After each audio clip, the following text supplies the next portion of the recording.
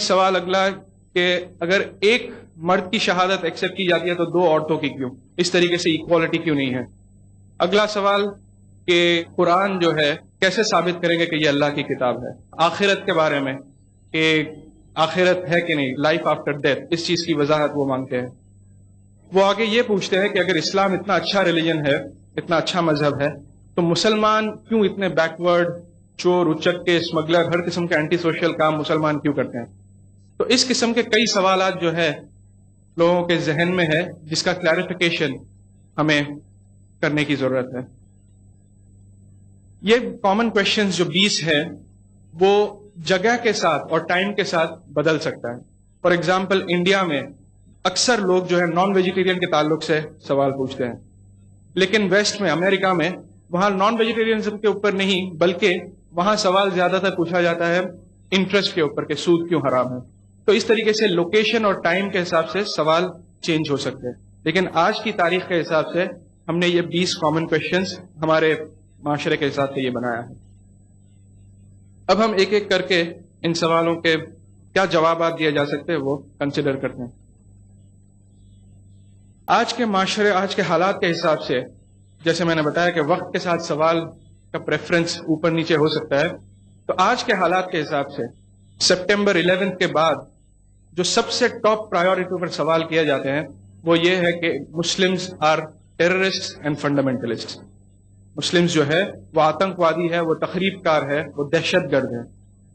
اور اس کا جو ہے اگر ہم وضاحت سے جواب نہ دیں تو آج ایک بہت بڑی مصیبت ہمارے سامنے ہے in terms of clarifying misconceptions about Islam. اگر ہم یہ ٹرم کو کنسیڈر کریں اور ہم دیکھیں کہ میڈیا ایک اتنا زبردست رول پلے کرتی ہے کہ جب بھی اس قسم سے کوئی ٹیررزم کا کام ہو، چاہے وہ ورلڈ ٹریڈ سینٹر کا ہو یا پھر پچھلے 95 میں اوکلاہوما بام بلاسٹ ہوا تھا، جس میں ایک دم کلیئرلی پتا چل گیا تھا کہ ٹیموتھی میک وے، ایک امریکن ایکس ملٹری مین، اس نے وہاں بام بلاسٹ کیا تھا، لیکن اس کے باوجود جیسے وہ بام بلاسٹ ہوا امیڈیٹلی مڈل ایسٹرن کانسپریسی اور مسلمانوں کے اوپر انگلیاں اٹھائی گئی۔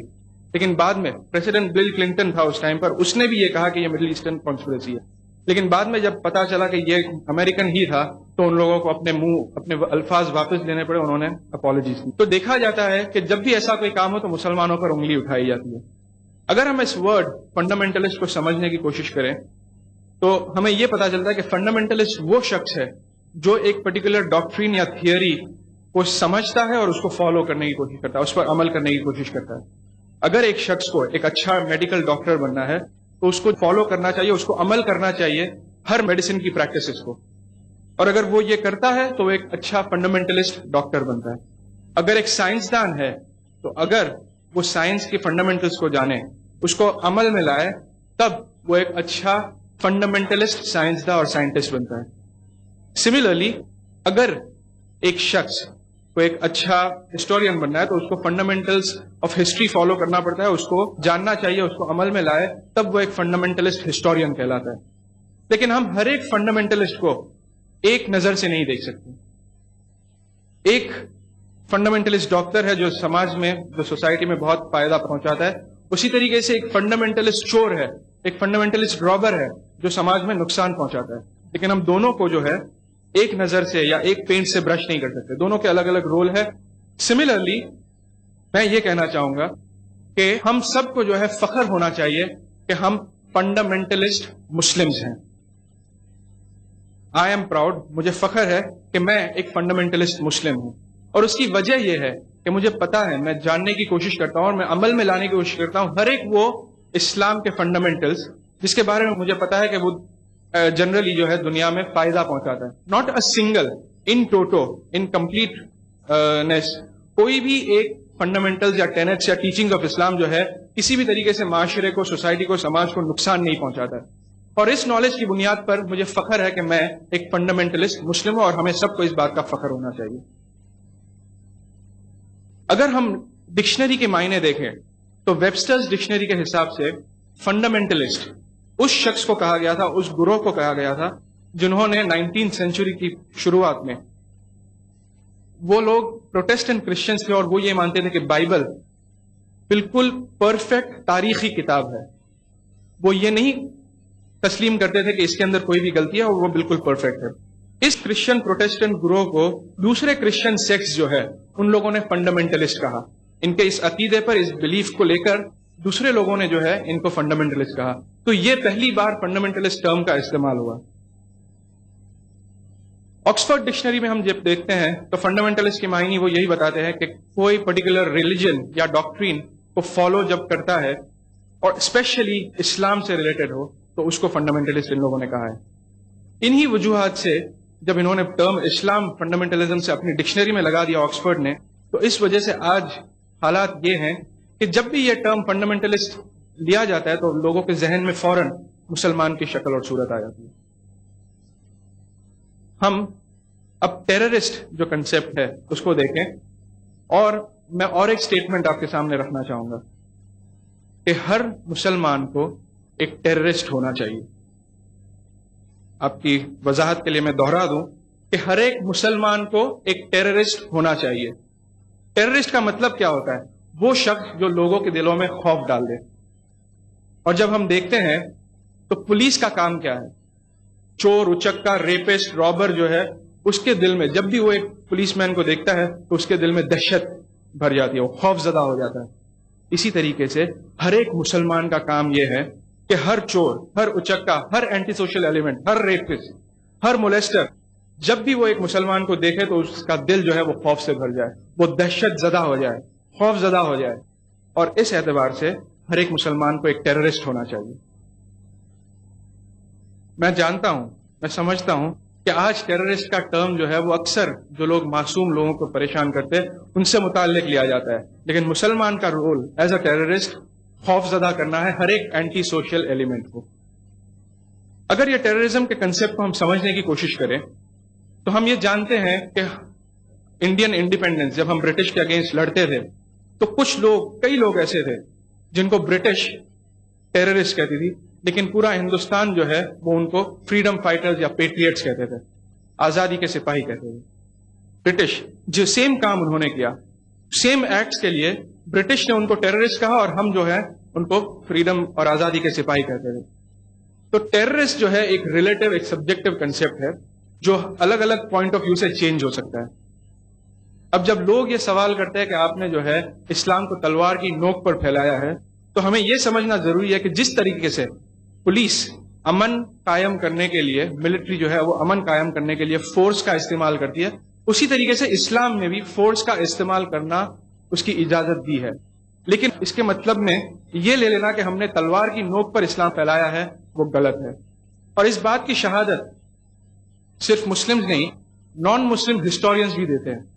डी लेसी ओलियरी, एक फ्रेंच हिस्टोरियन, जिसने अपनी किताब इस्लाम एट क्रॉसरोड्स, उसके अंदर पेज नंबर 8 पर दिया है कि history, legend has made it clear, legend has it that people, Muslims have conquered upon races at the point of the sword is one of the most fantastically absurd myth ever repeated by historians. डिलेसी ओलियरी वो ये कहते हैं कि ये जो अफवाह फैलाई जाती है, ये जो गलत बात फैलाई गई है, जो लेजेंड है कि मुसलमानों ने जो है तलवार की नोक पर रेसेस अपॉन रेस, लोग कौम के बाद कौम को जो है कॉन्कर किया, वो ये कहता है कि this is one of the most fantastically absurd myth ever repeated bye historians. Fantastically absurd myth जो तारीखदानों ने जो है बार बार दोहराया है, एक झूठ है ये। हम दुनिया भर में जो है इस्लाम जब किस तरीके से फैला अगर वो देखते हैं तो हमें क्लियरली पता चलता है। फॉर एग्जाम्पल, स्पेन में मुसलमानों ने जो है 800 साल राज किया, और जब तलबी जंग जो हुई उसमें क्रिश्चियन क्रूसेडर्स ने जब वहां स्पेन से मुसलमानों को खत्म किया तो उसका नतीजा ये हुआ कि एक मुसलमान भी वहां पर खुले तौर पर अजान नहीं दे सकता था। अगर स्पेन में मुसलमानों ने तलवार को इस्तेमाल किया होता और लोगों को मुसलमान बनाया होता तो ये हालत नहीं होती मुसलमानों की। इजिप्ट और अरेबिया, जो ओवरऑल अरेबिया 1400 साल से अरब जो है वहां के बादशाहत में है। कुछ साल ब्रिटिश ने आकर राज किया, कुछ साल फ्रेंच ने कहीं आकर राज किया, पर ओवरऑल 1400 साल मुसलमानों की बादशाहत है वहां पर। लेकिन 1400 साल से वहां पर हम देखते हैं कि there are 14 million Coptic Christian Arabs वहां पर रहते हैं। कॉप्टिक क्रिश्चियन से मतलब वो कि जनरेशन से वो ओरिजिनली वो क्रिश्चियंस थे, जनरेशन से उनकी नस्ल दर नस्ल ईसाई है। तो ये 14 ملین کاپٹک کرسچنز عربز جو ہے وہ اس بات کی گواہی دیتے ہیں کہ اسلام نے جو ہے وہ سوارڈ کے تلوار کی بنیاد پر تلوار کی نوک پر لوگوں کو مسلمان نہیں بنایا. اگر ہم ہندوستان کی تاریخ دیکھتے ہیں تو یہاں پر مسلمانوں نے 1000 سال راج کیا ہے, لیکن یہاں کا جو 80% غیر مسلم پاپولیشن ہے وہ اس بات کی گواہی دیتا ہے کہ اسلام جو ہے تلوار کی نوک پر نہیں پھیلایا گیا. اگر ہم اور فار ایسٹ کی طرف چلے جائیں تو یہ سوال میں کروں گا کہ کون سی آرمی ملیشیا گئی تھی, کون سی آرمی انڈونیشیا گئی تھی جہاں پر مسلم میجورٹیز ہے, کون سی army eastern coast of Africa گئی تھی جہاں پر مسلم میجورٹی ہے. تو یہ ایک جھوٹ ہے جو میڈیا نے پھیلایا ہے کہ اسلام جو ہے تلوار کی نوک پر پھیلایا گیا. واپس اور ایک ہسٹورین تھامس کارلائل وہ یہ کہتا ہے دا سوارڈ انڈیڈ, اس کی کتاب ہیروز اینڈ ہیرو ورشپ, اس میں وہ یہ کہتا ہے کہ the sword indeed but where is the sword. Every idea first is in the mind of one person alone, one man of the world against all the men. To think that he can propagate his idea with the help of a sword will do no good to him. Thomas Carlyle یہ کہتا ہے کہ ہر ایک idea, وہ sword ہے کہاں, وہ تلوار ہے کہاں, ہر ایک آئیڈیا جو ہے پہلے ایک شخص کے ذہن میں, ایک شخص کے دماغ میں ہوتی ہے. ایک اکیلا آدمی پوری دنیا کے انسانیت کے خلاف, اور اگر وہ یہ سوچے کہ ایک تلوار کو اٹھا کر وہ اپنی اس آئیڈیا کو لوگوں کے اوپر مسلط کر لے تو وہ نہیں possible. You must get your sword, وہ یہ کہتا ہے کہ وہ تلوار لے کر آؤ. اور ہمیں اللہ سبحانہ و تعالیٰ اس بات کی وضاحت سورہ نحل 16 نمبر کی سورہ اور 125 نمبر کی آیت اس میں دیتے ہیں, جب اللہ سبحانہ و تعالیٰ فرماتے ہیں ادعو الی سبیل ربک بالحکمہ, لوگوں کو دعوت دو اللہ کی طرف حکمت سے, والموعظۃ الحسنہ, اور اچھے اسپیچز سے, وجادلہم باللتی ہی احسن, اور اگر آرگیومنٹ ڈیبیٹ کی ضرورت آ پڑے, ڈسکشن کی ضرورت آ پڑے تو وجادلہم باللتی ہی احسن, تو وہ ڈسکشن وہ ڈیبیٹ کرو بیسٹ انداز سے, احسن طریقے سے. تو اللہ سبحانہ تعالیٰ ہمیں یہاں پر ہدایت دیتا ہے کہ اگر کوئی تلوار ہے تو وہ تلوار آپ حکمت کی استعمال کر سکتے ہیں. وہ سٹیل یا میٹل کی تلوار نہیں بلکہ حکمت کی تلوار ہے جس کی بنیاد پر اسلام دنیا بھر میں پھیلا ہوا ہے. اگر ہم استعمال کرنا بھی چاہتے ہیں اس تلوار کو تو اللہ سبحانہ تعالیٰ 2 نمبر کی سورہ اور 256 نمبر کی آیت میں فرماتے ہیں لا اکراہ فی الدین, let there be no compulsion in religion, دین کے اندر کوئی زبردستی نہیں کر سکتا. تو اگر ہم وہ تلوار استعمال کرنا بھی چاہتے ہیں تو اللہ سبحانہ تعالیٰ فرماتا ہے کہ تم نہیں کر سکتے. ریڈرز ڈائجسٹ المناک 1986 یہ کرسچن میگزین ہے, اور یہ بات جو ہے وہ پلین ٹروتھ میگزین میں بھی آیا تھا, جس میں ان لوگ نے 1934 سے 1984 اس 50 سال میں دنیا کے جو دیگر مذہب ہے وہ کتنا بڑھے اور کس طریقے سے بڑھے اس کا انہوں نے اسٹیٹسٹکس دیا ہے. اور اس میں یہ فرماتے ہیں, ریڈرز ڈائجسٹ المناک 1986 کا ایڈیشن جو تھا اس میں یہ بتاتے ہیں کہ اسلام 235%, 235% سے بڑا تھا اس 50 سال میں. کرسچینٹی بہت پیچھے, صرف 47% سے اسلام سے بہت پیچھے تھا. اب میں آپ سے یہ سوال کرتا ہوں کہ ان 50 سالوں میں دنیا میں ایسی کون سی جنگ ہوئی جس میں مسلمانوں نے جو ہے اتنے سارے ملینز آف لوگوں کو جو ہے مسلمان بنایا؟ ایسی کون سی جنگ اس 50 سال میں ہوئی جب اسلام 250% سے بڑا تھا؟ ایسی کون سی جنگ ہوئی جہاں اتنے سارے لوگوں نے اسلام قبول کیا؟ اسلام یورپ میں سب سے تیزی سے بڑھنے والا مذہب ہے, امریکہ میں سب سے تیزی سے بڑھنے والا مذہب اسلام ہے. میں آپ سے پوچھتا ہوں کہ ایسی کون سی جنگ یورپ اور امریکہ میں ہوئے جہاں پر مسلمانوں نے لوگوں کو تلوار کی نوک پر اسلام قبول کروایا ہو؟ اس بات کی صفائی واپس ڈاکٹر جوزف ایڈم پیئرسن وہ یہ کہتے ہیں کہ جو لوگ اس بات کی فکر کرتے ہیں کہ ایک دن نیوکلیئر ویپنری, جو نیوکلیئر اٹامک بام اور نیوکلیئر ویپنز جو ہے وہ عرب لوگوں کے ہاتھ میں آ جائے گا, وہ یہ نہیں سمجھتے کہ وہ بام آلریڈی گر چکا ہے. The bomb has already fallen. وہ یہ کہتا ہے it fell the day prophet Muhammad may peace be upon him was born. Doctor Joseph Adam Pearson وہ یہ کہتا ہے کہ یہ لوگ فکر کر رہے ہیں لیکن وہ بام آلریڈی گر چکا ہے, اس دن گرا تھا جس دن پروفیٹ محمد صلی اللہ علیہ وسلم اس دنیا میں آئے. اگلا جو اعتراض لوگوں کو ہے اسلام سے وہ یہ کہ اگر اسلام میں ایک مرد 4 شادی تک کر سکتا ہے تو یہ اجازت سب سے پہلے کیوں دی گئی ہے، اور اگر مرد کر سکتا ہے تو عورت کیوں نہیں کر سکتی؟ یہ دو اعتراض، دو سوال لوگ اکثر کرتے ہیں. میں اس ٹرمز کو، اس کی جو ٹرمینالوجی ہے وہ بھی آپ کے سامنے رکھ دوں اور ایکسپلین کروں کہ اس کا لاجک کیا ہے. پولیگمی جو ایک ٹرم استعمال کیا جاتا ہے، وہ ایک شخص اگر ایک سے زیادہ شادی کرے تو اس کے بارے میں یوز کرتا ہے. پولیجینی از اے ٹرم جو ایک مرد ایک سے زیادہ شادی کرتا ہے اس کے لیے ہے، اور پولی اینڈری ٹرم ہے جو ایک عورت ایک سے زیادہ شادی کرے اس کے لیے ہے. اسلام میں لمیٹڈ پولیجینی جائز ہے اور پولی اینڈری کی اجازت نہیں ہے. اگر ہم دیکھیں تو قرآن ایک واحد کتاب ہے جس میں باقاعدہ یہ کہا گیا ہے کہ یو کین میری اونلی ون، ایک ہی شادی آپ کر سکتے ہیں. اور جتنے بھی مذہب ہے، جتنے بھی کتابیں آپ دیکھ لیں اٹھا کر، اس میں ہم یہ پاتے ہیں کہ کوئی لمٹ نہیں ہے شادی کی. اگر ہم ہندو اسکرپچرز دیکھ لیں تو اس میں ہمیں پتہ چلتا ہے کہ دشرت جو لارڈ رام کے پتا ہیں، والد، ان کی 3 بیویاں تھیں. کرشنا کی کئی بیویاں تھیں. اگر ہم کرسچن بائبل کو اٹھا کر دیکھ لیں تو اس میں ہم دیکھتے ہیں کہ کوئی ایسا ریسٹرکشن نہیں تھا شادی کے اوپر. بہت قریب، مطلب یہ 100-200 سال پرانی بات ہے، جب کرسچن چرچ نے، وہاں کے پریسٹ نے، پادریوں نے جو ہے ایک ریسٹرکشن لگا دیا کہ کرسچن صرف ایک شادی کر سکتا ہے. لیکن ببلیکل اسکرپچرز، کرسچن کتابوں کی بنیاد پر ہمیں پتہ چلتا ہے کہ ایسا کوئی ریسٹرکشن نہیں ہے. جوڈائزم میں بھی اگر ہم دیکھیں تو کوئی ریسٹرکشن نہیں ہے. اگر تالمودک لا، یہودی جو لا ہے، وہ ہم اٹھا کر دیکھ لیں تو ہمیں پتہ چلتا ہے کہ ابراہیم علیہ السلام کی 3 بیویاں تھی according to their books. Solomon کی جو ہے سینکڑوں بیویاں تھیں. آج کل کچھ سال پہلے جو ہے، بلکہ 11ویں سینچری میں، جرشم بن یہودا جو ان کے ربائی تھے، انہوں نے ایک ریسٹرکشن لگایا کہ جوز جو ہے صرف ایک شادی کر سکتے ہیں. جو یہودی عرب ملکوں میں رہتے ہیں وہ تو 1950 تک ملٹیپل میرجز، پولیجینی پریکٹس کرتے تھے.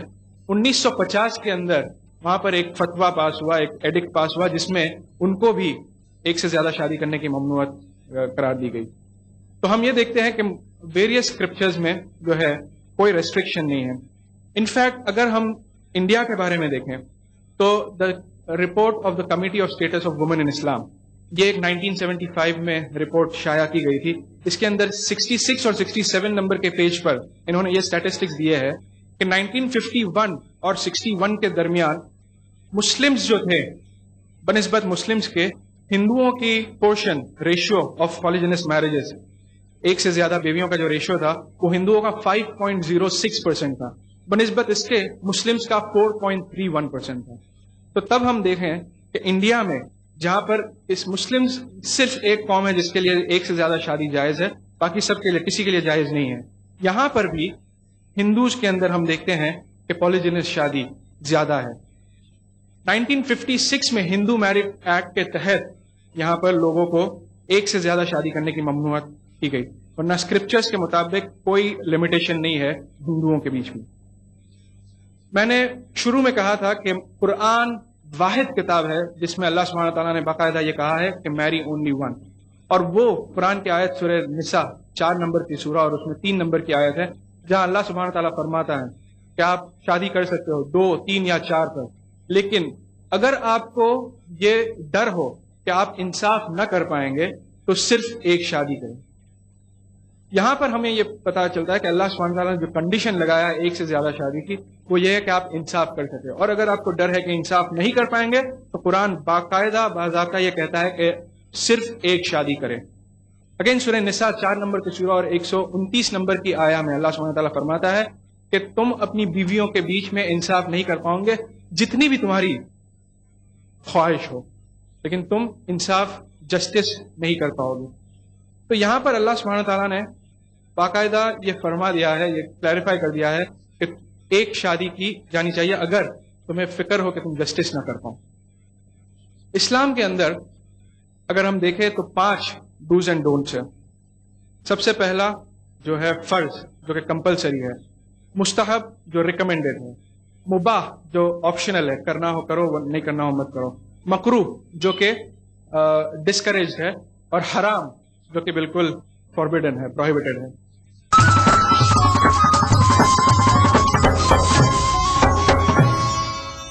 ادا کروں نماز مسجد حرام میں ایسا دن آئے، میرے اللہ یہ سعادت میرے حصے میں ایک دن آئے۔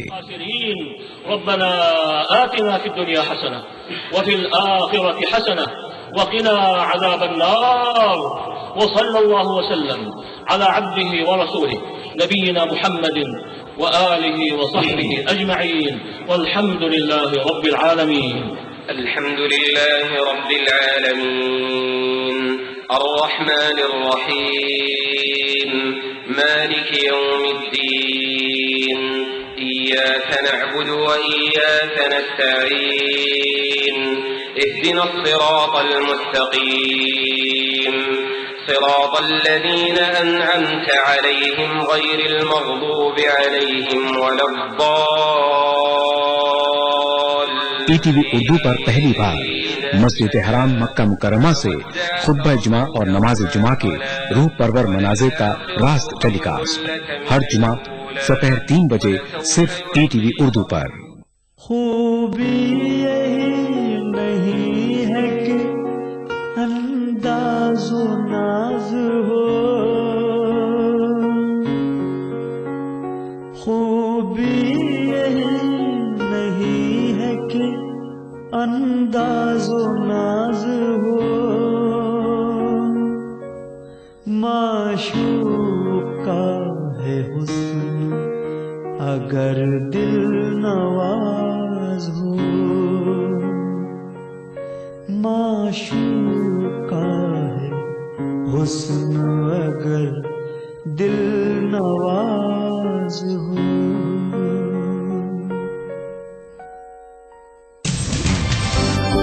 زندگی کے اس سفر میں سچائی ہماری ہمسفر ہے، ہم دکھاتے ہیں وہی خبر جو سماج کے لیے ہو آئینہ، غیر جانبداری ہمارا شعار، خبر وہی جس پر ہو آپ کو اعتبار۔ دیکھیے خبر نامہ ان اوقات پر۔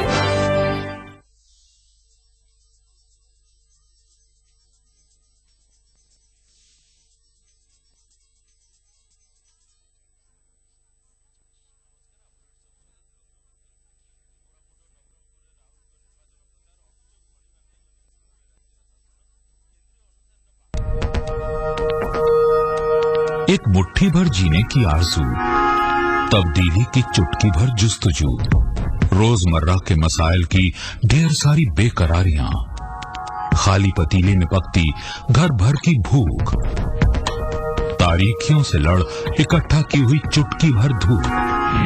جمہوریت کا عظیم تیوہار پھر سے آیا ہے، کیا ہو آپ کا فیصلہ؟ بتائیں گے ملک کے بھروسے مند صحافی تردیپ رمن۔ ووٹ کرے گا انڈیا۔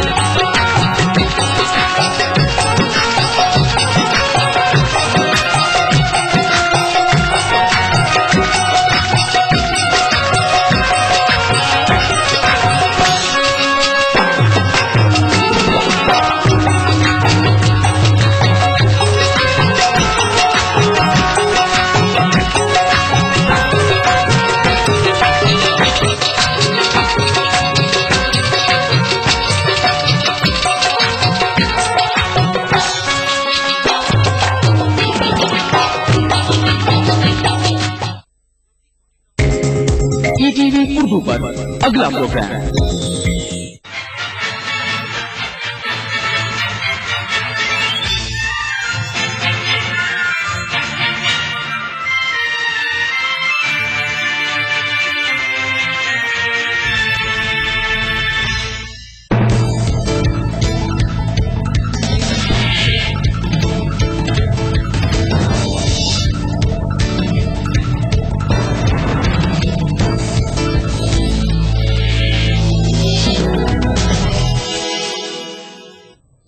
आदाब ETV उर्दू न्यूज में आपका खैर मकदम है और आप देख रहे हैं ETV इंडिया। सबसे पहले सुर्खियों पर एक नजर। बीजेपी के वजारत उज़्मा के उम्मीदवार बनने के बाद नरेंद्र मोदी ने अपने पहले इंटरव्यू के लिए चुना ETV को। राहुल और सोनिया के खिलाफ बीजेपी ने खोला पत्ता। सोनिया के मद्दे मुकाबिल अजय अग्रवाल और राहुल को स्मृति ईरानी का चैलेंज। कोटा के एसपी को मिला धमकी भरा खत। हालिया गिरफ्तार किए गए इंडियन मुजाहिदीन के मुश्तबा दहशतगर्दों की रिहाई का मुतालबा। उमा भारती ने कहा, मोदी नहीं है अच्छे मुकर्रिर, रैलियों में लोग उनकी हिमायत के लिए आते हैं ना कि उनको सुनने के लिए। और हिंदुस्तान में अमेरिकी सफीर नैन्सी पावेल ने अचानक दिया इस्तीफा। अमेरिका ने कहा, ओबामा इंतजामिया के साथ नैन्सी का कोई इख्तिलाफ नहीं। वजारत उज़्मा के लिए बीजेपी का उम्मीदवार बनने के बाद नरेंद्र मोदी ने अपने पहले इंटरव्यू के लिए ETV को चुना। ETV के खास प्रोग्राम सेंट्रल हॉल में सीनियर सियासी तजिया निगार हरिशंकर व्यास के साथ नरेंद्र मोदी ने मुल्क के मुख्तलिफ मसाइल समेत अपनी जिंदगी के कुछ उन अनछुए पहलुओं को साझा किया। मोदी ने ETV के साथ खुसूसी गुफ्तगू में अपनी बात बड़ी बेबाकी से पेश की। वज़ारत उज़्मा के लिए बीजेपी का उम्मीदवार बनाए जाने के बाद नरेंद्र मोदी ने पहली बार ETV से अपने दिल की बात की।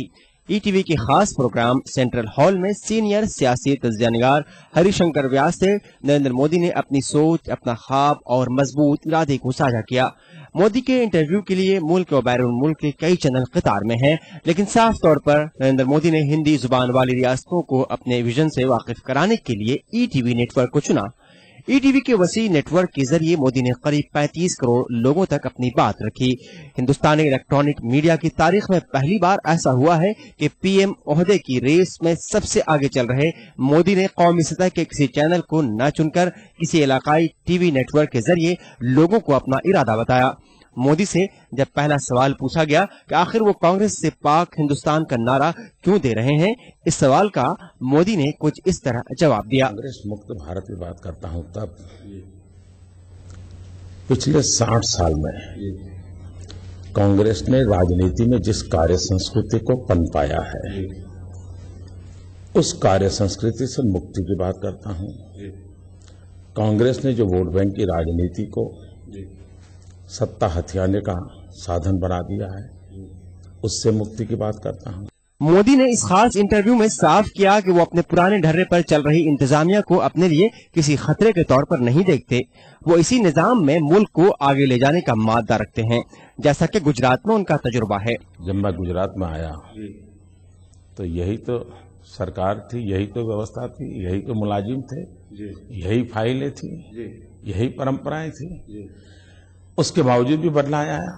शासन तंत्र ये संकट नहीं होता है, शासन तंत्र चलाने वाला कैसा है उस पर निर्भर करता है। नरेंद्र मोदी आखिर इस मुल्क की तकदीर कैसे बनाएंगे, उनके आगे के मंसूबे क्या हैं, उनसे जब इस बारे में पूछा गया तो नरेंद्र मोदी ने अपना पक्का इरादा जाहिर करते हुए कहा कि उनका पहला मकसद लोगों में यकीन पैदा करना है। उन्होंने 2014 के चुनाव को उम्मीदों का चुनाव बताया। सरकार नाम की जो व्यवस्था है उसका ही भरोसा टूट गया है। सबसे पहली आवश्यकता है देश में एक विश्वास पैदा करना। 14 का चुनाव सिर्फ नकारात्मकता का चुनाव नहीं है, विश्वास आशा का चुनाव है। Election for hope. Narendra Modi ने ETV के साथ खुसूसी बातचीत में ये भी बताया कि बीजेपी में लोगों को यकीन करने की वजह क्या है। लोग मोदी को भली भांति जानते हैं। लोग अटल जी की सरकार के माध्यम से भाजपा की सरकारें कैसे चलती हैं वो भी अब जानते हैं। नरेंद्र मोदी ने बीजेपी सरकार आने के बाद अपनी तरजीहात भी ETV के साथ शेयर की। उन्होंने बताया कि उनका पहला काम निजाम हुकूमत में रूह फूंकना होगा। शासन व्यवस्था के अंदर जान भर देना, प्राण भर देना, उनको गति देना, देश की जनता जनार्दन में विश्वास पैदा करना मेरे दिमाग में बहुत साफ है। बीजेपी की वजारत उज़्मा के उम्मीदवार ने ईटीवी के साथ बातचीत में कांग्रेस पर जमकर निशाना साधा। उन्होंने इल्जाम लगाया कि कांग्रेस के मंसूबे वोट बैंक की सियासत वाले होते हैं। अगर एनडीए की सरकार बनती है